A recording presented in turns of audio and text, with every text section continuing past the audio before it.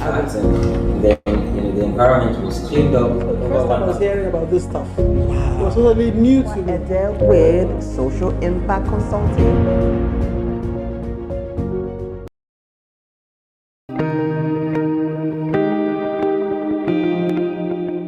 Hello everyone, my name is Efwa Elens Ede with Social Impact Consulting. I'm a development consultant with 20 years of experience working with NGOs, international NGOs, and bilateral agencies to work in project support, monitoring and evaluation, and civil society strengthening. So now, I saw that local NGOs lack the capacity to manage large-scale projects, which can in turn impact their various communities because they have the connection based on their backgrounds. So this made me create this channel so that I can add value to you for free once you subscribe to this channel and get notified of upcoming videos. I look forward to hearing from you.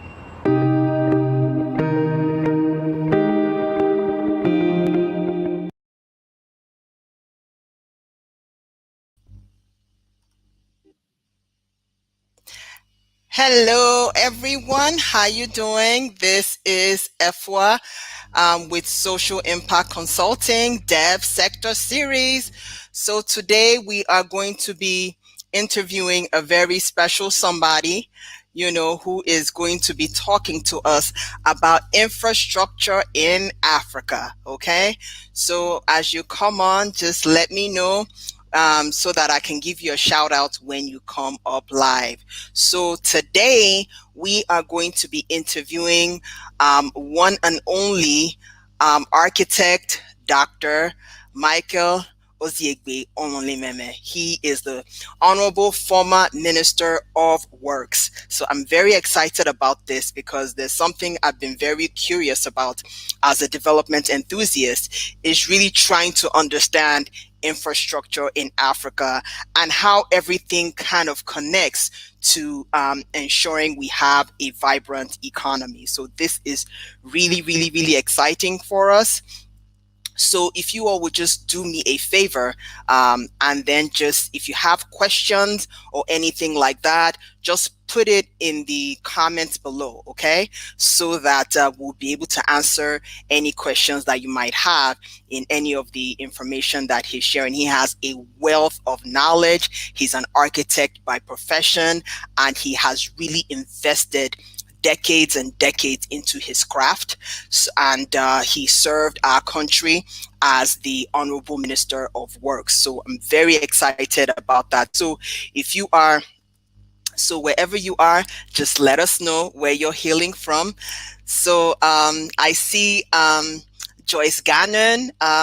Thank you so much for visiting. So I'm very excited. So please questions till the end of the session. Just type in your questions as he's talking and giving us a lot of insight on this session, so that we will be able to answer your questions after the session has been completed. So right now we're going to be doing an introduction and playing his bio, so that we get a good sense of who we're going to be interviewing today. See you shortly. DevsectorSeries has a special guest, architect Dr. Michael Oziegbe Onolememen, CON, the Honorable Former Minister of Works, who will be talking to us about infrastructure in Africa. Dr. Michael Oziegbe Onolememen was born in Uromi, Nigeria in 1965. He began his early education at the St. Anthony's Primary School, Uromi, and moved on to Annunciation Catholic College, Iruwa, Nigeria. He was admitted to the prestigious King's College, Lagos. He holds a Bachelor's of Science degree in Architecture, Master's in Architecture, and Master's in Construction Management from Bendo State University, University of Nigeria, and University of Lagos, respectively. He also holds a PhD in Public Policy and Administration in 2015 from Walden University. He is an alumnus of the Harvard's Kennedy School of Government, where he obtained a professional certificate in infrastructure in the market economy.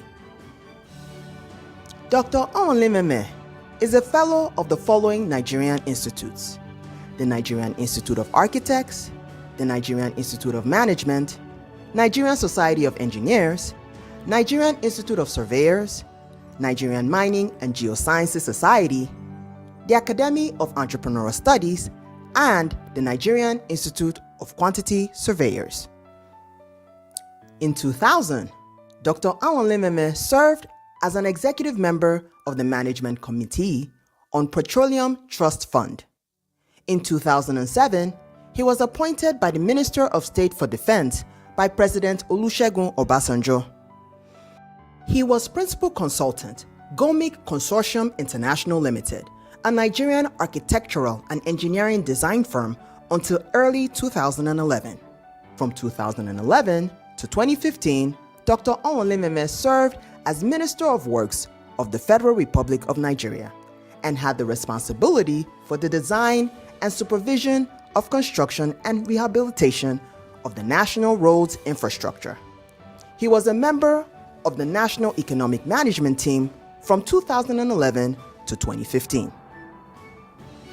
From 2012 to 2015, Dr. Onolememen served as the Chairman, Project Steering Committee of the Economic Community of West African States, ECOWAS, Regional Highway Project, Lagos-Abidjan-Dakar Corridor, constituted by presidents and heads of government of West African countries. He was a member of the Ministerial Committee of the Nigerian Integrated Infrastructure Master Plan, NIIMP, and was the chair of the Technical Working Group on Transportation. In September 2014, Dr. Michael Onolememen was honored with one of Nigeria's highest national award, Commander of the Order of the Niger, CON, by the former President of the Federal Republic of Nigeria, Goodluck Ebele Johnathan, in appreciation of his meritorious services to the nation. He has authored 2 books, Infrastructure Development in Nigeria, A Political and Economic History, published in London and New York in February 2020, and Bridging the Gap, Memoirs of Nigeria's former Minister of Works. Allow me to...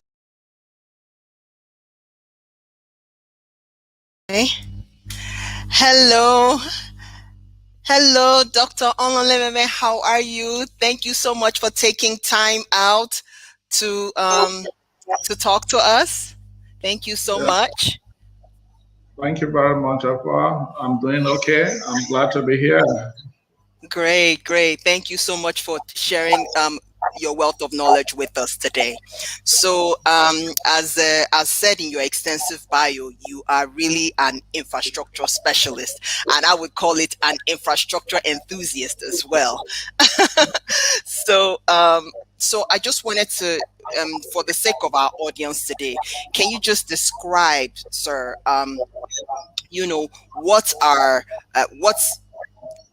what is infrastructure and why is it very important? Infrastructure refers to a system of resources that can be harnessed for the development of society. Okay. And infrastructure is very important in an economy. In the same way, the blood arteries are very important in the sustenance of life in the human being.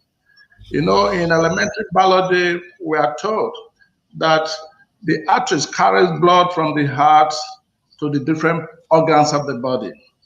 In like manner, infrastructure carries commerce and economic activities from one part of a country to another, from one part of the continent to another, as well as from one part of the region to another. So it's as important as what the arteries is doing in our body. That is what infrastructure does on the economic landscape. Okay, so just a second. So why is it important in a country? Why is it important for a country to have that kind of infrastructure to help it to thrive? Well, for me, without infrastructure, your agricultural produce and natural resources, they will become stagnated.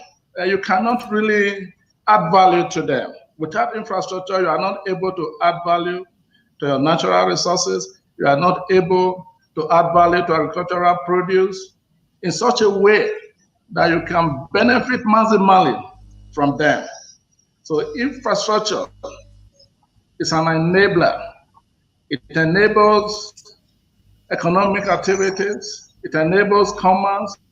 It also enables development in any society. So that is how important infrastructure is in an economy. That is very interesting in terms of knowing the importance of infrastructure, talking about the fact that as arteries is to a human body, that is how important infrastructure is to a country. That is really an excellent illustration, sir. So, so as an infrastructure person and as the former Minister of Works, you served our country as the Minister of Works here in Nigeria under the former administration. So what were some of the challenges and some of the successes in developing and rehabilitating the road infrastructure in Nigeria? Clearly, we had very huge challenges, and they are legion. But I will just mention a few. One, we had a very heavy project portfolio. Many of the projects were not performing, and a whole lot of the highways were abandoned. And of course, we had a dysfunctional structure in the federal ministry at the time, and these were militating against good governance of infrastructure development in Nigeria at the time.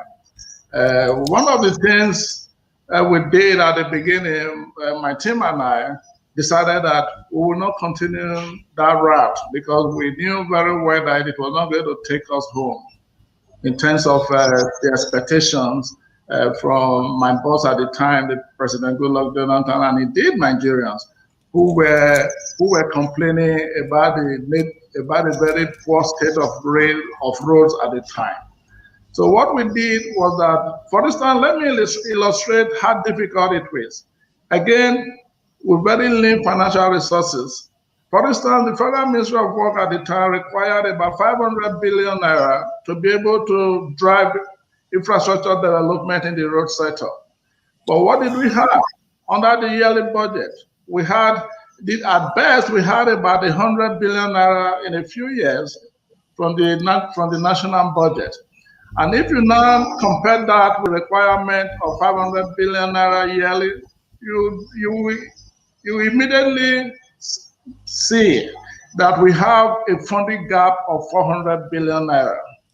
And the funding gap of 400 billion naira is not a little thing.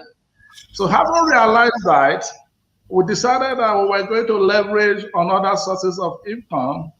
For instance, we're going to tap into private resources through the public-private partnership initiative.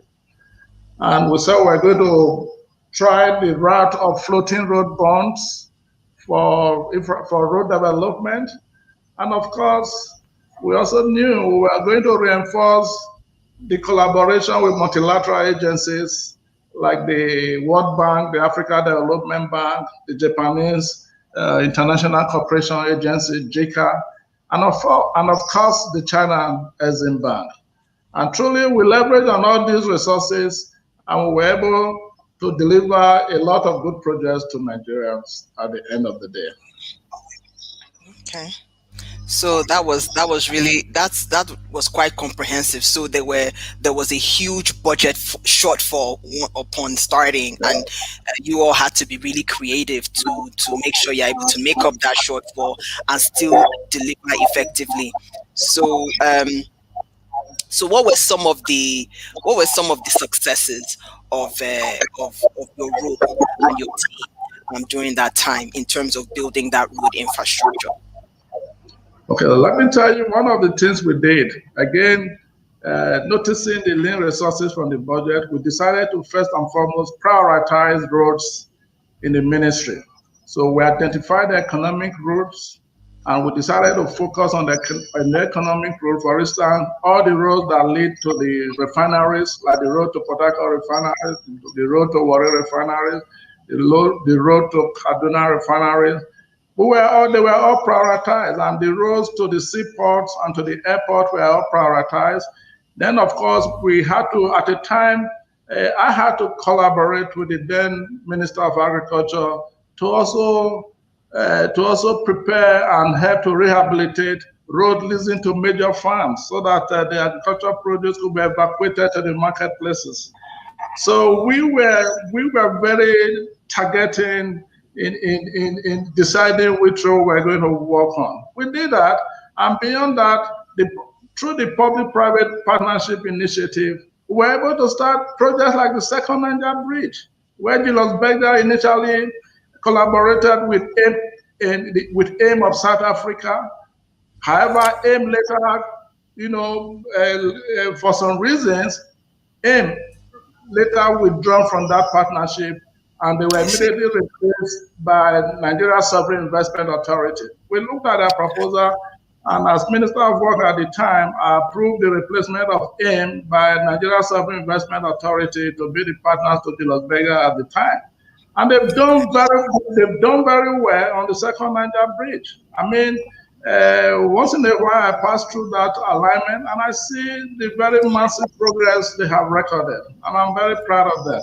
Beyond that, as part of our effort to also stimulate private resources, Dangote Group engaged me as Minister of Work at the time, and we went through the rigors of looking for alternative materials for road construction, because we wanted to really reduce the component of imported materials for road construction in Nigeria. And I walked through with the president of Dangote, Alhaji Dangote, who came severally to my office, and we discussed, and at the end of the day, with the support of the then Minister of Finance, Dr. Obasanjo, we approved that particular reinforced concrete road for the Abidjan-Dakar alignment in the north central part of Nigeria, in Kogi State. And to the glory of God, that road has been completed today. Not long ago, I had the privilege of driving through the road, and I was so satisfied that we did what we did at the time.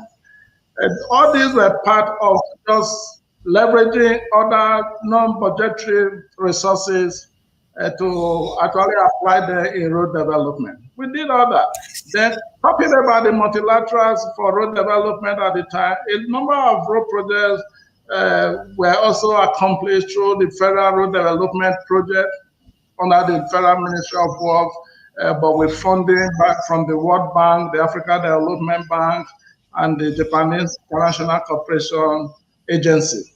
And that particular road was the Nigeria section of the Trans-Saharan Highway, which starts from Algiers through Nigeria to the Cameroons. And the Nigeria-Cameroon alignment of it, we were able to complete that particular alignment before we left office, leaving only the final bridge from Calabar area, Akwa Ibom, to Cameroon. And I'm aware that that work is ongoing. About 3 months ago, I was in Akwa Ibom, by the way, and by coincidence, I met the former Director of Bridges under my leadership at the Ministry of Work, and he briefed me about the progress that have been made on that particular bridge. And once that bridge is completed, then the Nigeria section of the Trans-Saharan Highway would have been fully completed. So these were some of the takeaway. The Bida-Mokwa Road was part of the road funded under that initiative by the African Development Bank and the World Bank. Also, the Akure-Elisha Road was also funded under that particular initiative. Then, of course, the Enugu-Abakaliki to Ogoja Junction, to Ikon, and to Umfom and Calabar also benefited from that particular initiative. So these are some of the success stories. But beyond this, we were able to start the dualization of the three major arterial north-south roads. Route A1, Route A2, and Route A3. And we actually reached a substantial level of completion along all roads before we left office. But beyond that, the other project that was introduced into this multilateral funding was Arterial Route 83, which is the road from Abuja to Kefi, Kefi to Lafia, then of course Lafia to Makurdi, then Makurdi to Ninth Mile in Enugu State.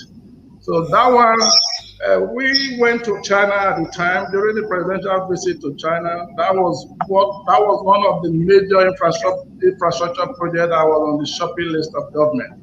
I recall joining the Minister of Finance at the time, Dr. Obasanjo, and the Agriculture Minister at the time, and of course the Minister of Transportation, the Minister of Aviation, and myself to negotiate the terms for those roads. For me, that particular road was my candidate project for that negotiation, and it was approved. And the road is going on well, and it's being supervised by the Federal Road Development Project Office of the Federal Ministry of Work, and the work is going on well.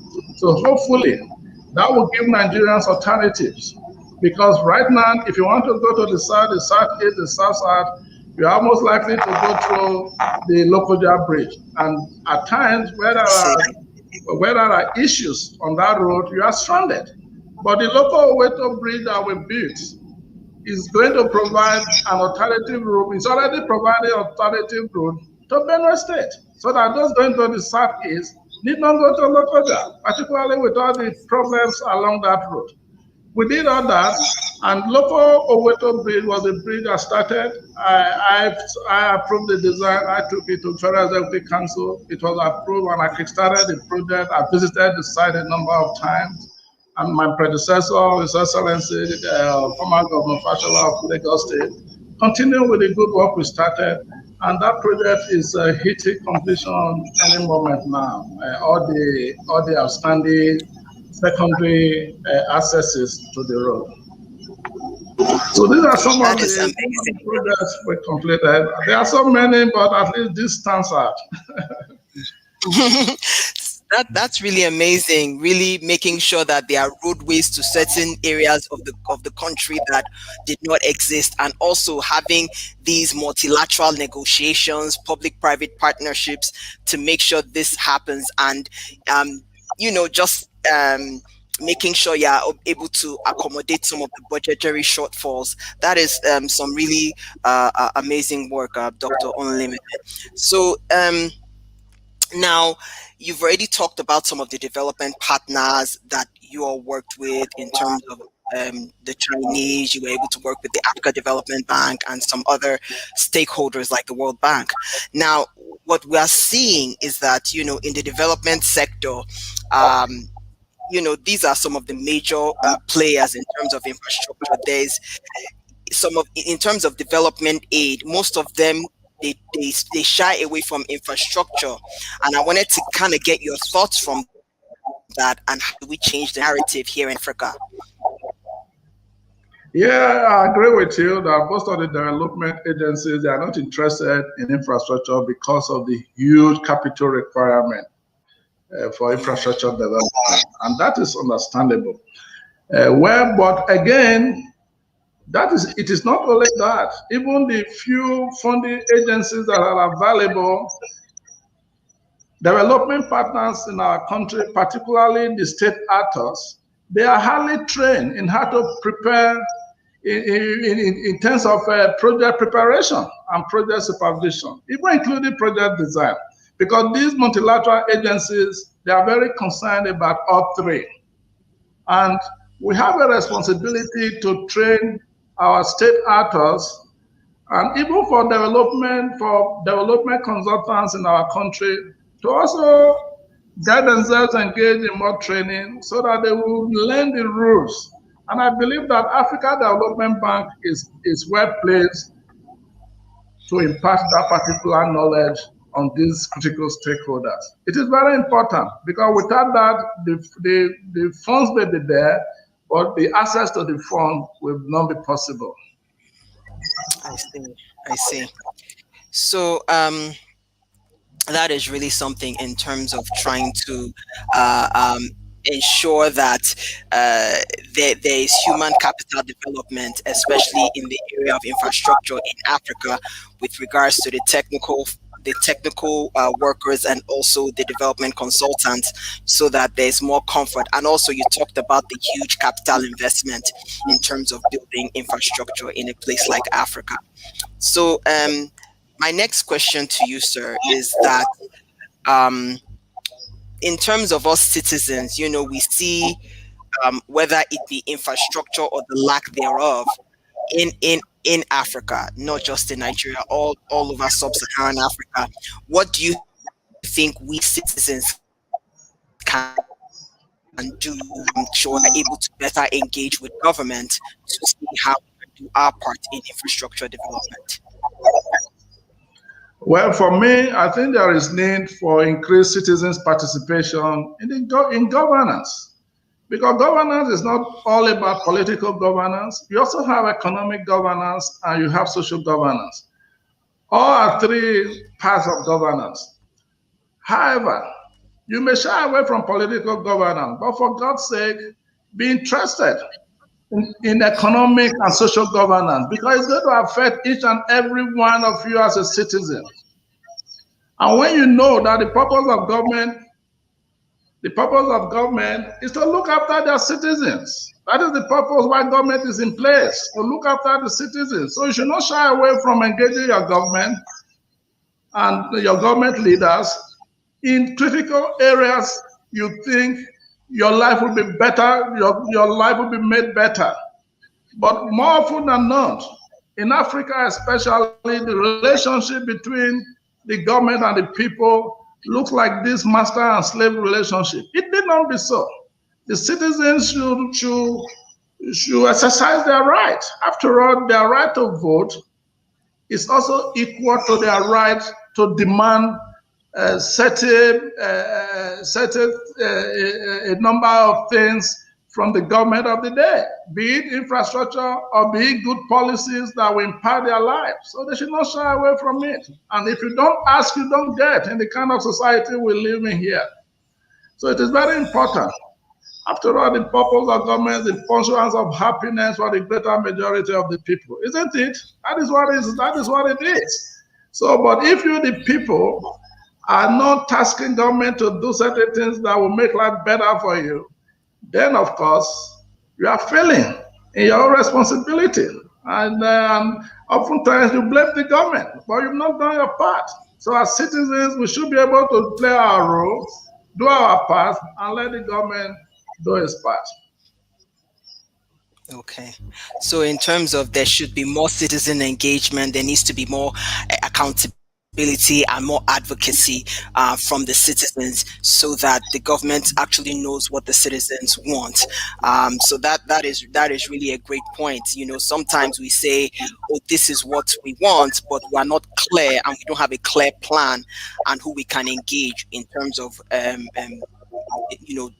liaising with government. And you also talked about economic governance and societal governance, which is really a good insight for all of us in terms of there are different civil society organizations in Nigeria and around Africa that are working to hold government accountable. What you're saying is that there needs to be more of that, so that the government hears the desires of the people. So thank you so much. Yeah. Okay. So, I'm saying that and even more. For instance, when I was in office as Federal Minister of Work, I submitted to an accountability program on AIT every day. In all the theaters we were working all across the country, residents of those areas were permitted to report any infraction any of our contractors or consultants were engaged in. And that put everybody on his toes. That is the kind of accountability we should all subscribe to, whether on the side of government or on the side of citizens. It's something we must do if we have to go forward as a serious nation, as a serious country. That is it. Thank you, sir. That is some really great insight in terms of citizen engagement. So I wanted to get some more insight from you in terms of talking from the lens of government itself in Africa. So you were able to work. You chaired a committee for the in ECOWAS in terms of the Lagos and Abidjan road network. So you really had multilateral conversations. So what do you recommend to African government in engaging with stakeholders to build better infrastructure? So what do you feel like governments need to do around the continent? From my experience on the ECOWAS highway, where I served as the chairman of the Ministerial Implementation Committee, I would want to advise Africa government not to settle for small, because we are used to working in silos in Africa. Everybody is doing his own thing or her own thing, and they don't connect. They become individual silos every here and there, and you cannot maximize such infrastructure. So I want them to take a cue from the ECOWAS leaders when they decided to build a supranational highway. In other words, even though the highway passes through about 5 or 6 countries, it is not owned by any of the country. A supranational agency was created to manage the affairs of that highway. In like manner, I will advise African leaders to come together as Africans and take a decision truly to build continental-wide infrastructure. There's no reason on earth why we cannot have a highway and a rail line from Cairo to Cape Town and from Lagos to Mombasa, linking the northern part of Africa to the southern part and the western part of Africa to the eastern part of Africa. That is the kind of supranational infrastructure we need in Africa for us to know that we are serious in this continent. And it's a task that must be done. We know that Africa as it is today suffers infrastructure deficit of about $70 billion yearly. But with the right foundation, they can overcome that. With the right foundation, we can overcome that. But first of all, is to have the political will to get it done. Once the political will is there, Africa is blessed with a lot of resources, natural and human. And we can tap into all these resources and work out the final details of such a continental-wide infrastructure that will be to the benefit of Africa. For instance, we are talking about the Africa Common Trade Agreement that was entered into last year, finally. And that agreement will be dead if there is no commensurate infrastructure at the continental level to help bring life into that free trade agreement. What are you going to be trading with that if you don't have if you don't add value to your natural resources? What are you going to be trading? Raw material that our forefathers traded with over 400 years ago, and we are still doing that. We should do more than that. Come on, we should do more than that. Africa, we need to wake up and let this done everywhere. Europe is an example. And there's no reason if our leaders cooperate why we cannot replicate it in Africa. So this is my advice to African leaders. Thank you. That is really that was quite comprehensive in terms of making sure that there is the infrastructure that is in place so that we can interlink ourselves to develop our economy through infrastructure. You talked about the roadway, the railways, making sure that everybody is talking to each other, so that we are able to take ourselves seriously. This is quite insightful, sir. So you've talked about infrastructure in Africa. You've talked about why it's important.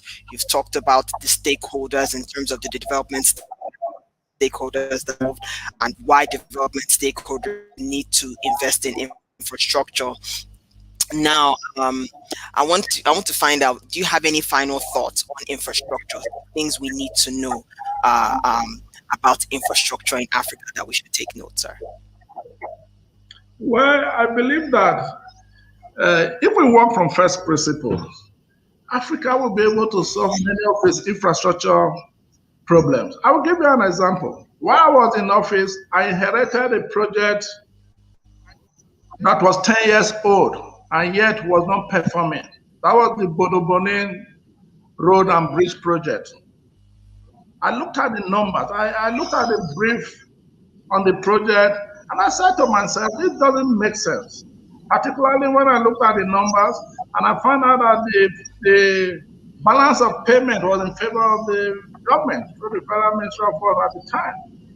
So I flagged it up and I said, this project must be terminated. If after 10 years you have not gone beyond this level you have reached, then there was no business in the first place giving you this particular project 10 years ago. So I initiated the process for the termination of that contract. And guess what happened? The next week, after we terminated the contract, I got a call from the top management staff of the Nigeria Liquefied Natural Gas project in Bonny Island. And he asked, is it true, Honorable Minister, that you've terminated that contract? I said, yes. He said, what is your plan?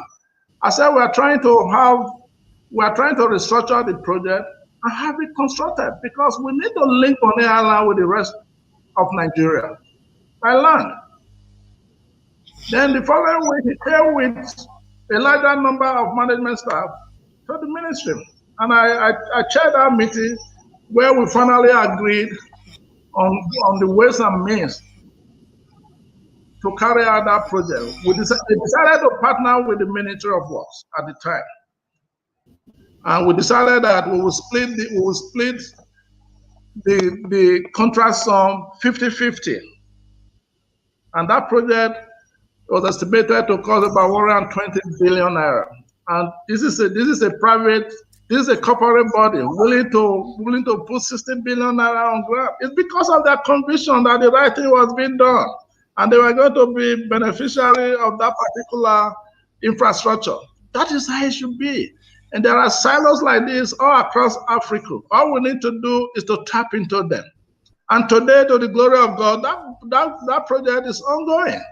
And when it is completed for the first time, Bonny Island will have a link road to the mainland in Rivers State, for instance. And every part of Nigeria will now have access to Bonny Island, where we export the Bonny crude, the Brent crude from Bonny Island. Wow. So we can identify a lot of opportunities like this all over Africa and key into it and do similar collaboration and get the infrastructure built. So we need to be very creative in building infrastructure in Africa, because whether we like it or not, let me tell you, like some people say, or some people think that Europe and America will come someday and develop Africa. It's not going to happen. We should bury that thought. Africa as the continent, we should be able to develop the continent for ourselves. That is why that is why I said a while ago, and I'm reiterating it, that African leaders should be serious about developing Africa. Nobody's going to develop Africa for us. We need to do it for ourselves. So let us begin to leverage our resources, and human and natural and human, to try to figure out how to do that. And the earlier we start, the better, because nobody except ourselves is going to develop Africa for Africans. Thank you. Wow, thank you so much. And so everyone, we are having a conversation with the Honorable Minister of Works, Architect Dr. Michael. This is so wonderful. You really talked extensively about infrastructure in Africa, you know, how it's the lifeblood of any country, it's the lifeblood of any economy, and how you were able to manage to work with an underfunded ministry and really make a lot of impact through public-private partnerships and various strategic partnerships. And then you also talked about working with stakeholders and how citizens themselves can demand accountability from government to actually help build more infrastructure in society. And in addition to how you know, we Africans needing to leverage all our resources to be able to work together to even make the African Free Trade Agreement a possibility, because we have the infrastructure in place and in terms of working together. And this is really amazing.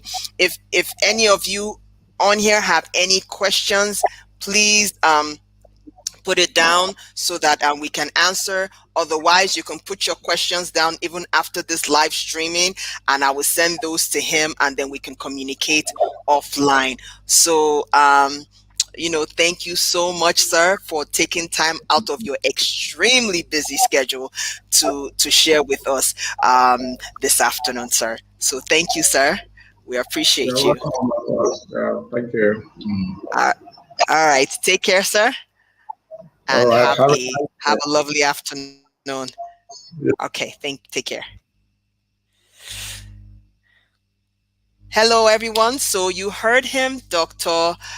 Michael Onolememen, talking about infrastructure in Africa. Please continue to follow DevsectorSeries. Continue to monitor my profile on LinkedIn, FYLS Ede, and then check me out on Facebook, on Johnathan. I have some very gets on how to run an impactful organization. So you can subscribe to my YouTube channel, and then follow me on all my social media channels at Social Impact Consult on Facebook and Instagram. So again, guys, thank you so much, and let's continue to change the world together. Take care.